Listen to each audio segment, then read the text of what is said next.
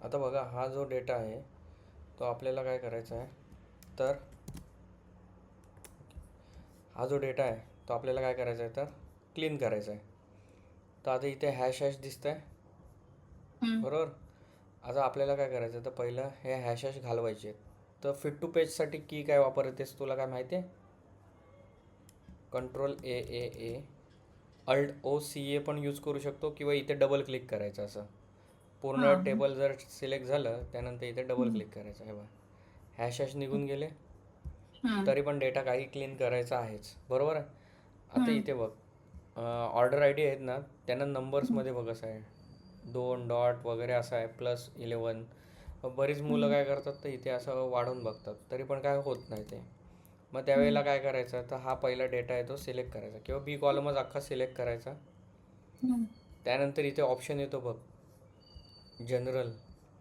तिथे तू down arrow केलंस की नंबर्स, करन्सी वगैरे सगळेच ऑप्शन येतात इथे. ठीक आहे, शॉर्ट डेट, हम्म. पर्सेंटेज. तर इथे मी नंबर्स घेईन, कारण का तो ऑर्डर आय डी आहे ना. हे बघ, आलं इथे, दिसत आहे ना. हा.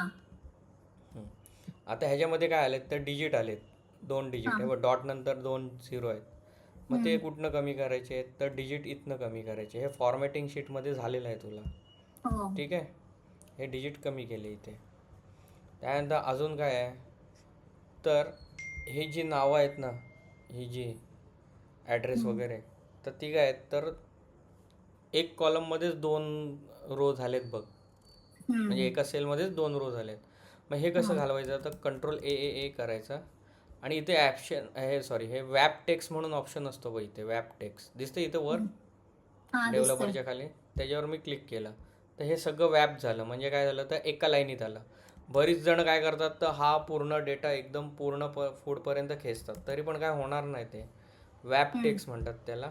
म्हणजे एकाच सेलमध्ये दर 2 लाईन्स असतील, तर त्यांना हम्म. एका लाईनमध्ये आणायचं काम करतं. बघा, मी ओके. पूर्ण सिलेक्शन ठेवलेलंच आहे.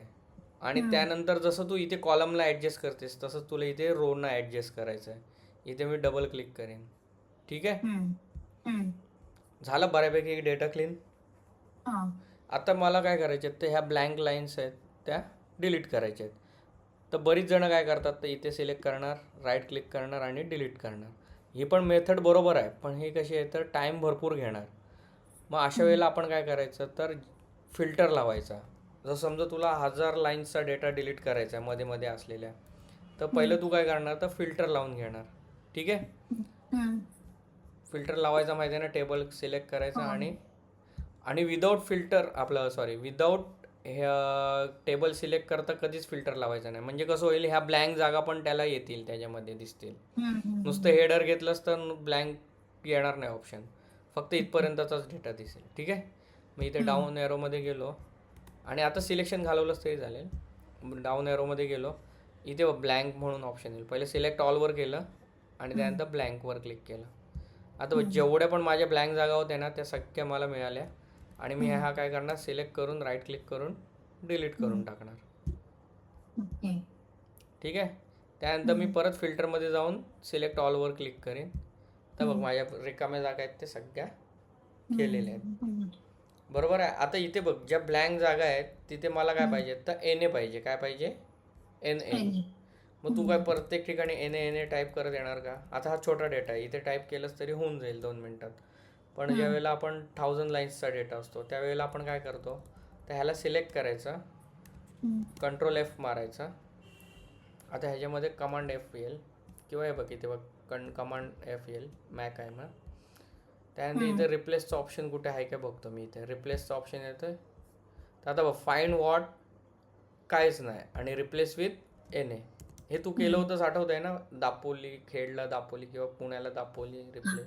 हा. हा. हा. हा. हां, तेच आहे. आता रिप्लेस ऑल ऑप्शन, आणि ओके केलं मी इथे, आणि हे क्लोज केलं. तर आता इथे बघ, मी झूम करतो. हे बघ, जिथे जिथे ब्लँक जागा होत्या तिथे काय आलं, तर एन ए आणि आलं. लक्षात आहे. हम्म. आता इथे बघ काय झालं आहे, तर ह्यांची पोझिशन आहे ना, ती मिडलला आली आहे. काय काहींची, काय काहींच्यामध्ये स्पेसेस आहेत, बरोबर आहे. मग हे कसं हम्म. करणार तो, तर बरीच जणं काय करतात, तर अलाइनमेंट करायला जातात. हा कॉलम पुरा सिलेक्ट करतात, आणि इथे अलाइनमेंट आहे. हम्म. पण तरी पण झालं का हे? नाही. नाही झालं. मग आता काय करायला लागेल आपल्याला ह्याच्यासाठी? कसे आपण एक्स्ट्रा स्पेसेस असतात ते कसे रिमूव्ह करतो?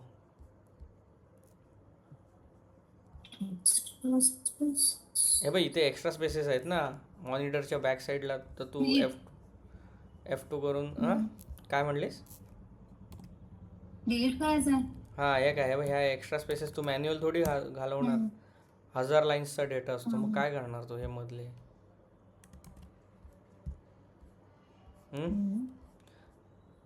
तू यूज केलंयस की to remove extra spaces use trim is equal to trim tab mouse. हा माझा काय होता वर्किंग कॉलम आहे. मी ह्याला सिलेक्ट केला आणि एंटर. आता हाच कॉलम आहे तो मी कॉपी करीन आणि ह्याच्यावरच स्पेशल मारीन ना व्हॅल्यूज. लक्षात आलं? मी हे परत सिलेक्ट करून डिलीट करून टाकतो. माझं ते वर्किंग होतं ना, इथलं होतं ते. आता झाला माझा डेटा क्लीन. आता मला इथे जर टोटल मारायची असेल तर मी मारू शकतो का? Is equal to sum tab amount column पुरा घेतला मी, एंटर. अमाऊंट नाही. हां मग इथे का आलं नाही असं अमाऊंट? फॉर्म्युला तर बरोबर आहे ना, फंक्शन F2 करून बघितलं सम, मी डिलीट केलं तर इथे काय आलं आहे तर व्हॅल्यूजचा एरर आला आहे. लक्षात येते की नाही? मी इथे F2 करून चेक केला तर इथे प्राईस इंटू क्वांटिटी बरोबर फॉर्म्युला आहे. इथे काय झालं बघ, प्राईस इंटू क्वांटिटी, पण प्राईस काय इथे प्राईस काय आली तर NA आणि क्वांटिटी 1 दिली आहे. मग इथे काय तू करणार? इथे कसं काय करणार? तर त्याच्यासाठी इफ एररचा फॉर्म्युला लावायचा. कुठचा? If error. म्हणजे एरर असेल तर तिथे 0 आलं पाहिजे, पण आपलं टोटल आहे ती आली पाहिजे. लक्षात येते की नाही?